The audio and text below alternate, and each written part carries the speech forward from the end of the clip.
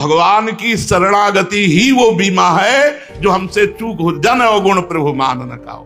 रात न प्रभु चित्त चूक किए की करत सुरत सहबार हिए की। हृदय की बात की, हे नाथ मैं आपकी शरण में हूं। सर्वत्र सर्वथा सर्वदा के लिए तुम सुखी हो जाओगे। सर्वत्र सर्वथा सर्वदा के लिए सुखी हो जाओगे यदि ये बीमा हो गया। अभय कर देंगे भगवान, तुम्हें संपत्तिशाली कर देंगे। सच्ची बात, इसी जीवन की बात है। मांगे भीख नहीं मिलती थी, जैसे गोस्वामी जी कह रहे हैं ना, टुकड़ा हमने देखा है। काली देह में बैठे एक पूड़ी लिए, उसमें भी हींग जो दाल में पड़ी थी और होम्योपैथिक दवा। वैसे आकाश की तरफ देख करके एकदम आया कि भगवान यदि ये रोग दिया है, परिस्थिति दी है, ऐसी गरीब परिस्थिति में कैसे भगवान, कैसे? अब दवा भी खानी है, भोजन भी नहीं है। आप क्या समझते हैं? बीमा हो गया फटाक से, देर नहीं लगा। अपार करुणा उनकी बरस रही, बाहर और भीतर भी। ऐसा नहीं है कि केवल बाहर है चकाचक हो, भीतर भी चकाचक है। चकाचक ना हो तो किडनी फेल में बोल सकते हैं क्या? भीतर भी चकाचक आनंद दे रहे हैं और बाहर भी आनंद दे रहे हैं। ये बीमा हर साल जमा नहीं करना पड़ेगा। होता है क्या बीमा में हर साल जमा करना? होता है? इस बीमा में एक ही बार जमा करना है अपने आप को। देख लो, यहां झूठी बात नहीं चलेगी। तन मन धन सब तेरा, स्वामी सब कुछ है तेरा, तेरा तुझको अर्पण क्या लागे मेरा। यही बीमा है। तो भगवान के प्रति समर्पण कहां है? इस बीमा में हर साल भेंट देनी नहीं होती। इस बीमा में जीवन की भेंट देनी है, एक बार देनी है। एक बार हृदय से शरणागत हो जाओ, बार बार चिंता मत करो कि मैं शरणागत हूं कि नहीं।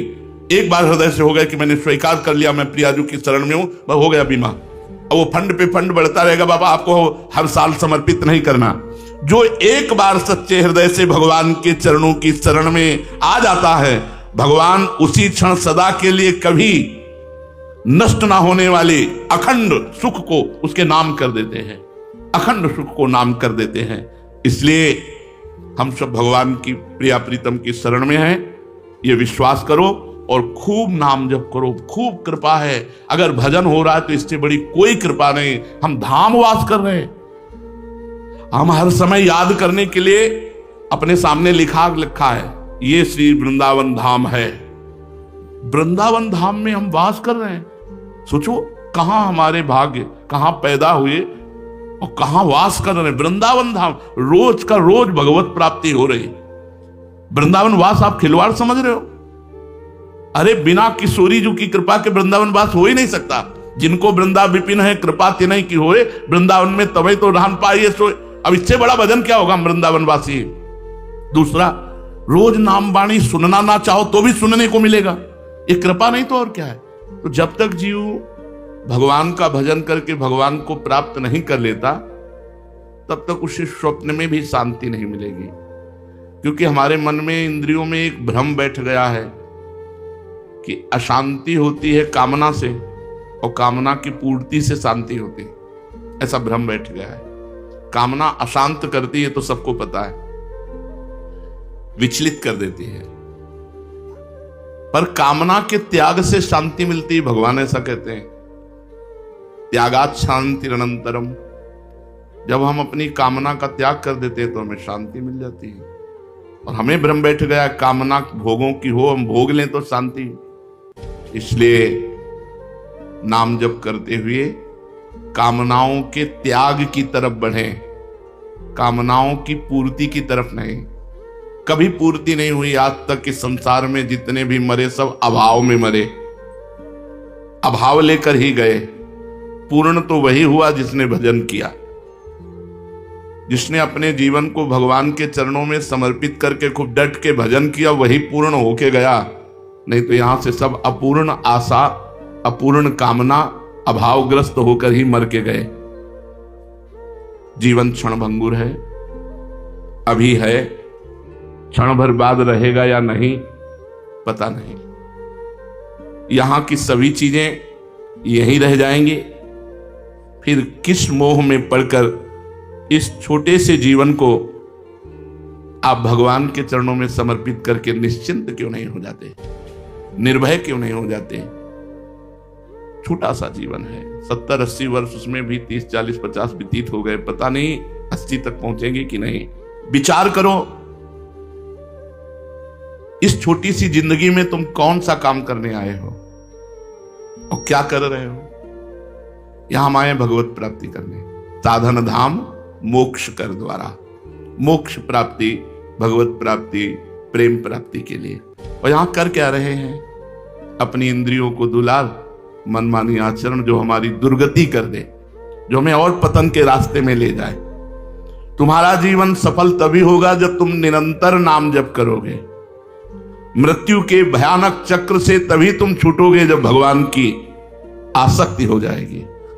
शरीर की आसक्ति हटकर भगवान की भगवत आसक्ति हो जाएगी।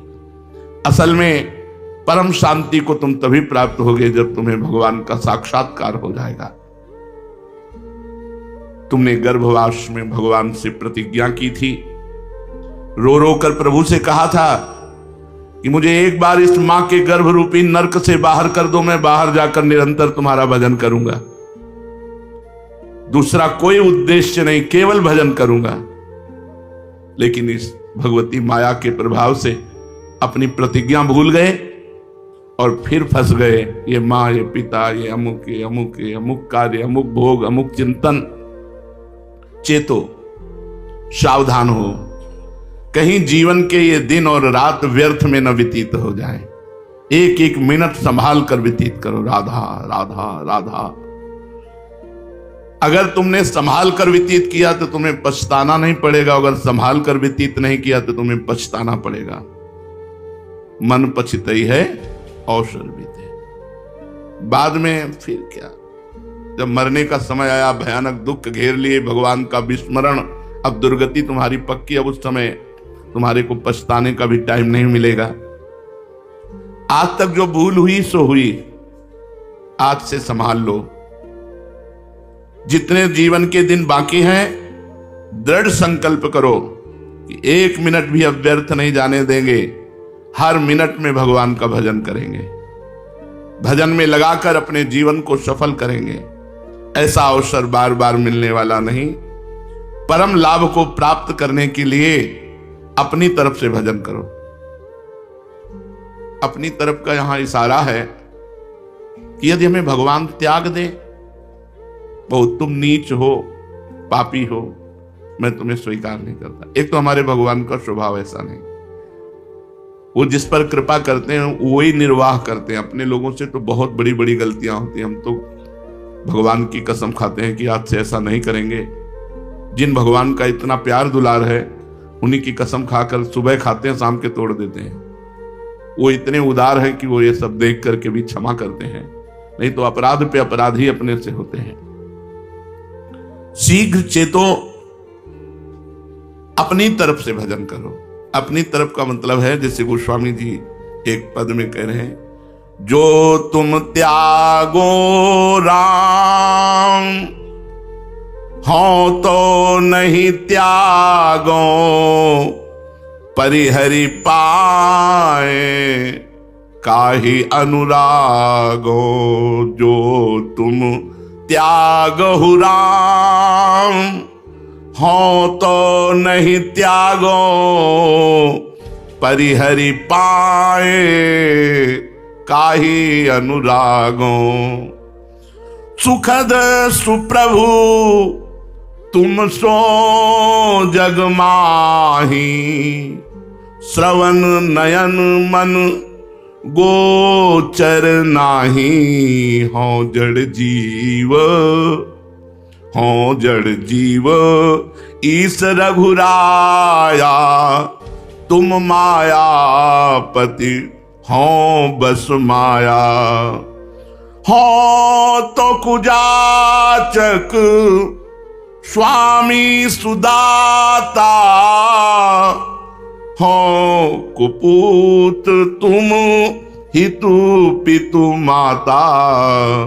जो मैं कहूं को बूझत बातो, सो तुलसी बिनु मोल बिकातो। जो पे कहूं को बूझत बातो, तो तुलसी बिनु मोल बिका तो जो तुम त्यागो, राम हो तो नहीं त्यागो। हे प्रभु, यदि आप मुझे त्याग भी दे, एक तो स्वभाव नहीं हमारे प्रभु का, विमुख भये निमिषहु न अकृपा, जब चितये तब वैसे। इतने उदार शिरोमणि हैं कि हजारों अपराध बन जाएं, फिर जब प्रभु की तरफ देखो तो वैसे ही करुणा बरसाते मिलेंगे, कभी रोष नहीं करेंगे। विमुख भये निमिषहु न अकृपा, कभी अकृपा तो करना ही नहीं जानते प्रभु। जिन्होंने प्रभु से वैर किया, प्रभु को मारना चाहा, उनको मुनि दुर्लभ पद दिया, और हम उल्टा सीधा कैसा भी भजन कर रहे हैं, हम तो उनके लिए हैं ना, वो हमें त्याग देंगे। जिन्होंने प्रभु को गालियां दी, प्रभु को मारना चाहा, प्रभु से वैर किया, उनको मुनि दुर्लभ पद प्रदान किया, फिर जो प्रेम से भाव से जैसे भी बनता है वो प्रभु के लिए अपना जीवन दिए हैं, प्रभु उनको त्याग सकते हैं? कदापि नहीं। ऐसा हमारे प्रभु का स्वभाव ही नहीं है। पर गोस्वामी जी कह रहे हैं, अपनी तरफ से जो भजन करने की बात है वो ये गोस्वामी जी कह रहे हैं कि हे प्रभु, यदि आप मुझे त्याग भी दे मान लो, तो मैं आपको नहीं छोड़ने वाला। तो ये अपनी तरफ से भजन का मतलब ये है कि अगर प्रभु मुझे नीच समझकर त्याग देते हैं तो भी मैं प्रभु को छोड़ने वाला नहीं।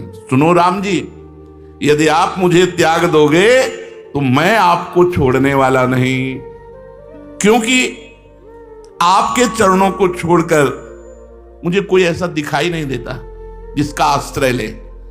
किसका आश्रय ले? यहां सब भयभीत हैं। ब्रह्मा भी काल चक्र के अंतर्गत है, ना कि काल चक्र से बाहर।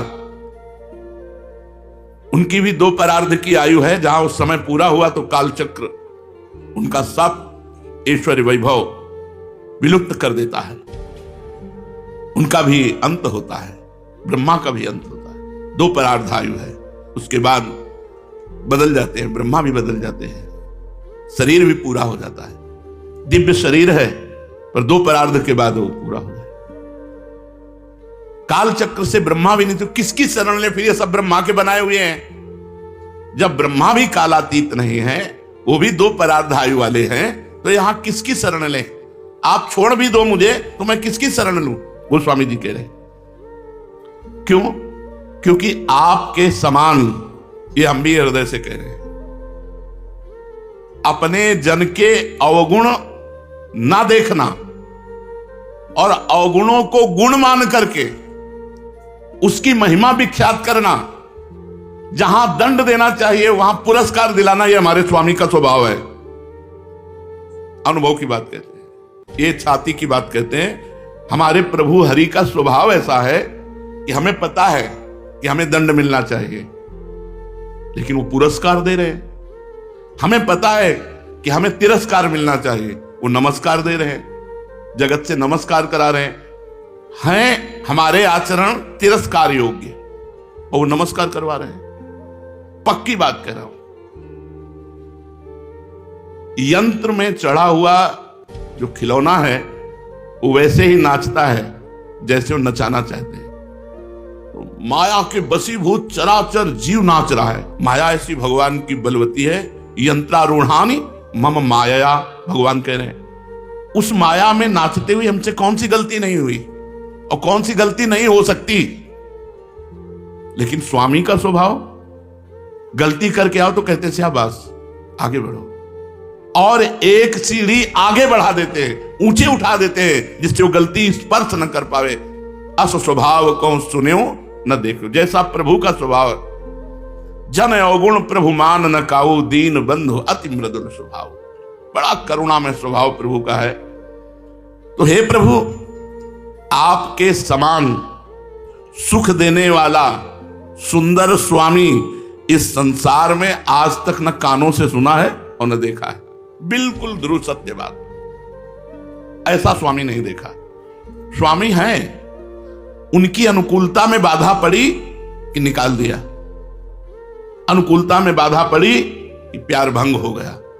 लेकिन ऐसे स्वामी कि प्रतिकूलता पे प्रतिकूलता करता जाए और वो उसके अनुकूल होते चले जाएं, ऐसा स्वामी तो केवल प्रभु है, दूसरा कोई नहीं। प्रभु के प्रतिकूल, प्रभु त्याग दें ऐसे आचरण करने वाले, और प्रभु दुलार पे दुलार करते चले जाए। ये हम कथा नहीं कह रहे, हम हृदय की बात कह रहे। ऐसे हमारे स्वामी हैं, क्योंकि हम अपने हृदय की बात जानते हैं, आप अपने हृदय की बात जानते हैं। देख लो किस कोटि के हैं हम, कहां प्रभु, कहां सुकुमारी अलवेली सी किशोरी जू, और कहां हम। तो जब इस पर देखते हैं तो कहीं कोई गुंजाइश नहीं है, पर उनकी कृपा।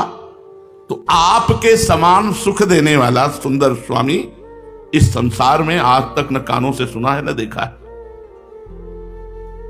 न मन में कभी अनुमान हुआ है। श्रवण नयन मन गोचर नहीं, आज तक न देखा है, न सुना है, और न मन में आया है कि वो स्वामी ऐसा है। हे रघुनाथ जी, क्षमा करना, मैं जड़ जीव हूं और आप ईश्वर हैं। आप माया के स्वामी हैं, माया आपके बस में है और हम माया के बस में हैं। मैं कृतज्ञ हूं, भिख मंगा हूं, आपसे मांगता ही रहूंगा, अपराध करता ही रहूंगा, कृतज्ञ नहीं हूं। आप इतनी कृपा कर रहे हैं कि हमको आपकी कृपा के उसमें कृतज्ञता में डूब जाना चाहिए, लेकिन हम कृतज्ञ हैं। आपकी कृपा हो रही और मैं अपराध पे अपराध विमुख होकर के आपसे आचरण कर रहा हूं। बिल्कुल ध्रुव सत्य बात है इसमें। हमको तो दीन बन करके बह जाना चाहिए आपकी कृपा में, पर हम कृपा के विपरीत आचरण करते हुए भी आपके कहा रहे हैं। भिखमंगा हूं पर आपका, आप उदार स्वामी हो। कुपूत हूं पर आपका, ये खास बात पकड़नी है। कुपूत हूं, हो तो कुजाचक स्वामी सुदाता, हो कपूत तुम हित पितु माता, तुम्हें वो माता पिता तुम्हें। आप हमारे हित करने वाले माता पिता हैं और मैं आपका कुपुत्र हूं। भाव यह है कि पुत्र चाहे जैसा हो प्यारा ही लगता है, यही लगता है कि मेरा लड़का है तो खराब पर मेरा है। तो स्वामी मैं हूं आपका, पर आपके लायक नहीं हूं।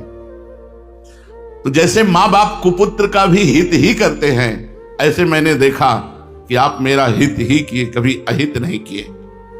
ऐसे आप सदा सर्वदा मेरा पालन पोषण कर रहे हैं, मेरे भाव का, मेरे शरीर का, मेरे जीवन का। प्रभु ऐसा कोई नहीं है।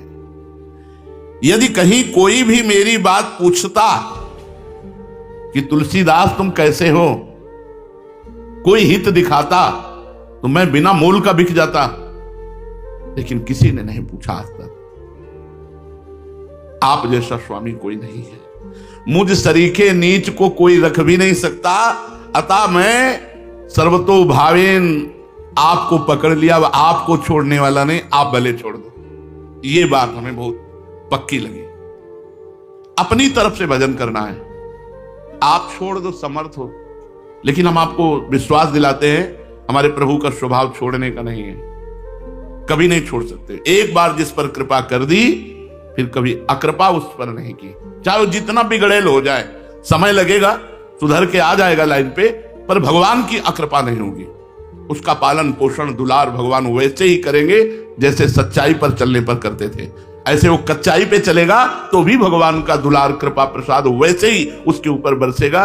इसीलिए उमा राम समान जग माही, गुरु पितु मातु बंधु को। गुरु भी जब देखता है अनुकूलता का त्याग करके प्रतिकूल मार्ग का अनुसरण करता है, तो दंड विधान कर देते हैं, त्याग कर देते हैं, उसे दूरी कर देते हैं। लेकिन प्रभु नहीं कर सकते। उमा राम समान जग माही, गुरु पितु मातु बंधु को नाही।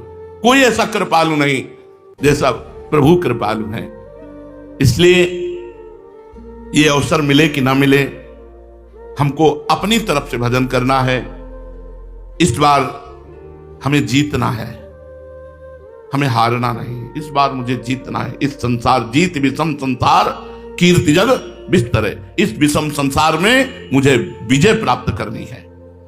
जो पुरुष भगवान का होकर,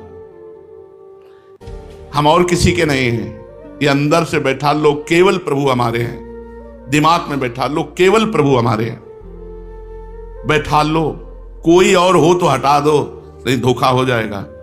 मेरे तो गिरधर गोपाल दूसरों न कोई, श्री जी को बैठा लो, बस मेरी श्री जी। आप बताओ है ना ऐसा?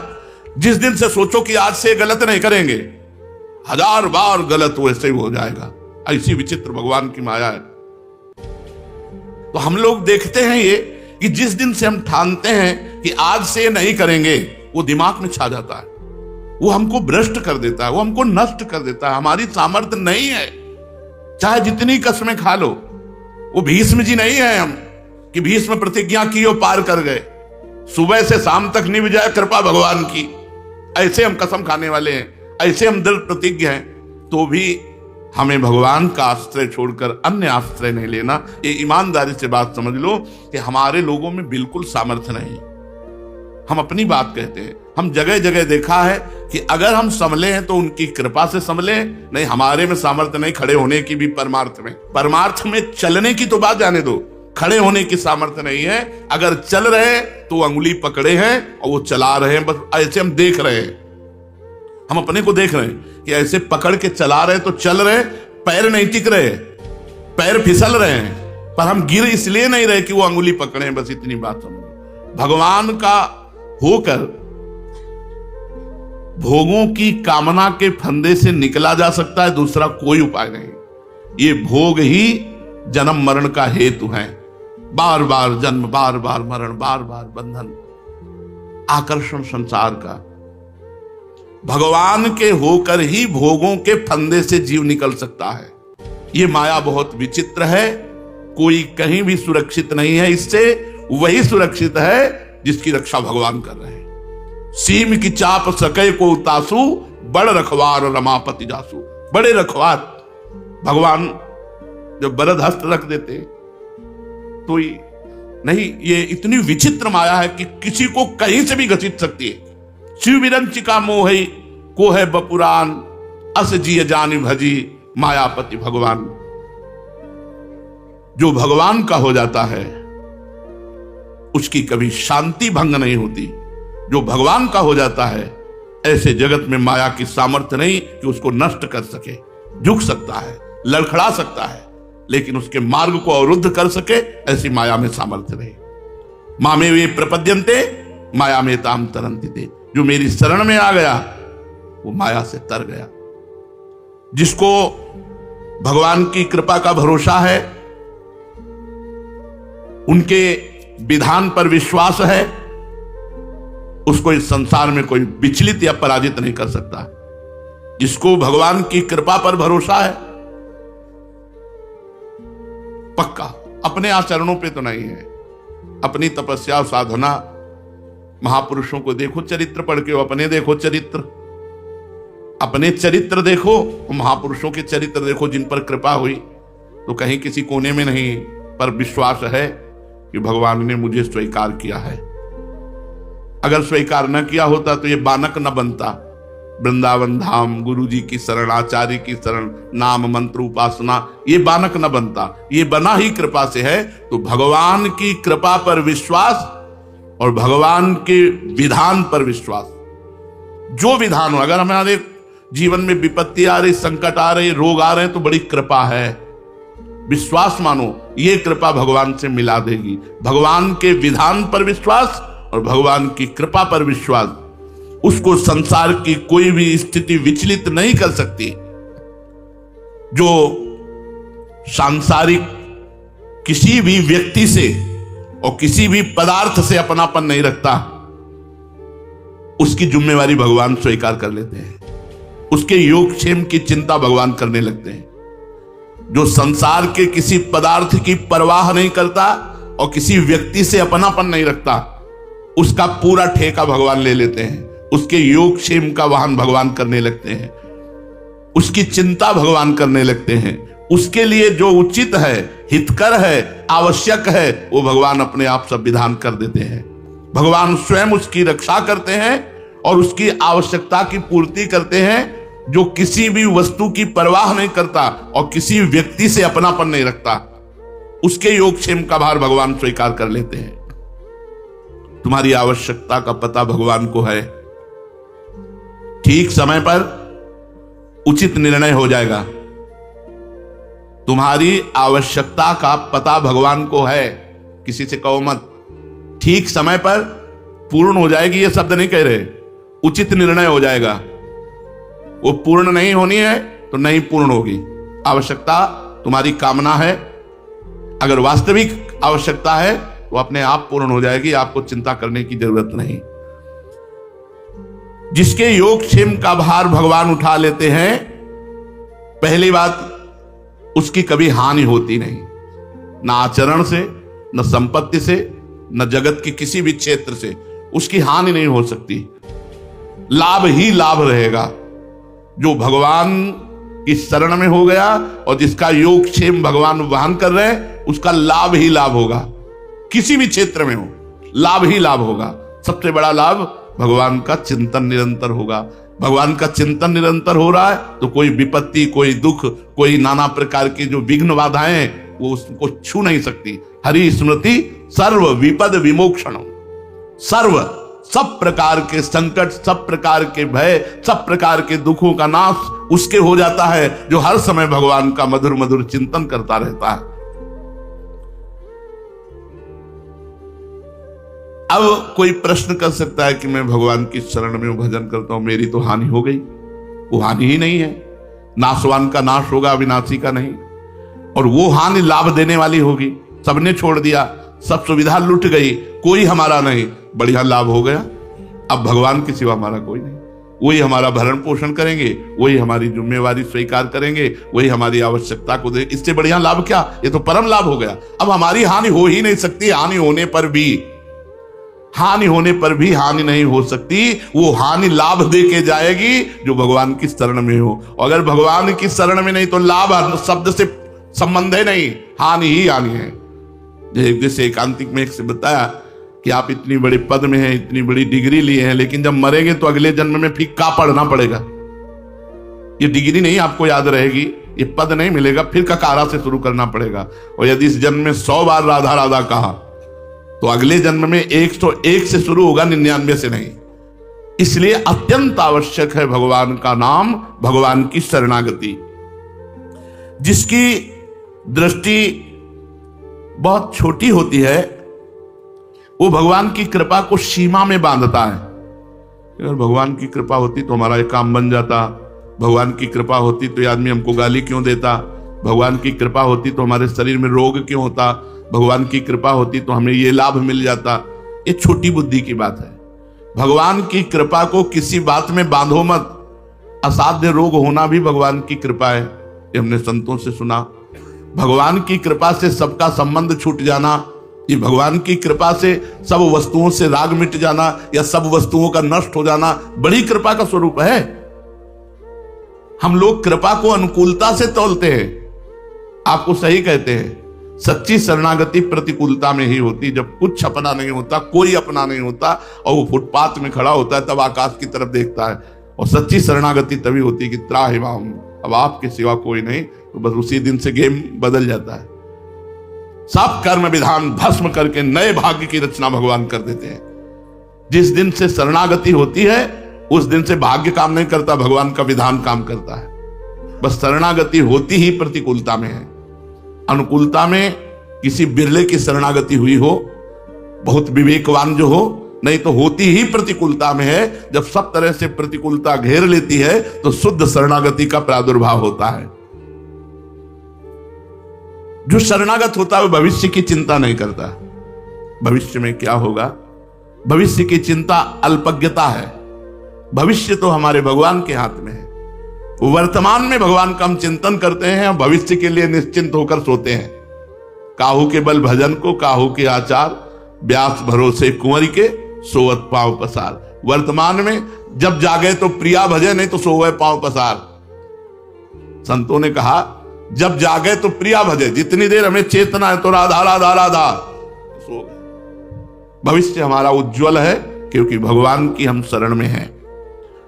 भगवान में यथार्थ विश्वास हो जाए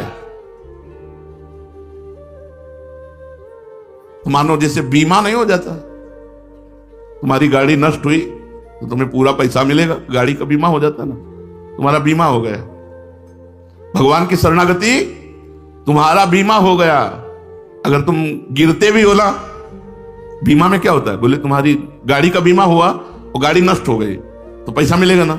यहां आग लगी थी, बीमा अगर है तो आपको पैसा, लैपटॉप जल गया तो आपको लैपटॉप मिलेगा कि नहीं मिलेगा, आपकी गाड़ी जल गई तो गाड़ी का पैसा मिलेगा कि नहीं मिलेगा। ऐसे आप भ्रष्ट हो गए तो भगवत प्राप्ति आपको होगी, क्योंकि आपका बीमा हो गया है।